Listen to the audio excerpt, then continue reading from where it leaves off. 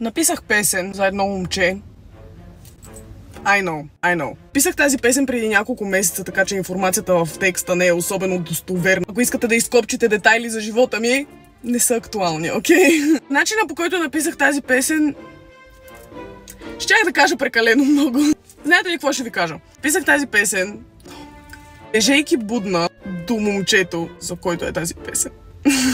И в тази песен се пее за това колко много аз не искам да бъда с него.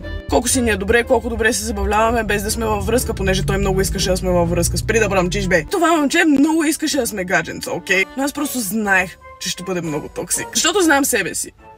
Аз съм kinda токсик, окей. Опитвах се да го предпазя от мен. В същия момент се опитвах да предпазя себе си от него, защото всички сме се доверявали на мъж, окей? И всички знаем как се свършва това. Има някакъв минимален шанс момчето, за което се пее в песента, да бъде в музикалния клип, не знам. Има шанс да съм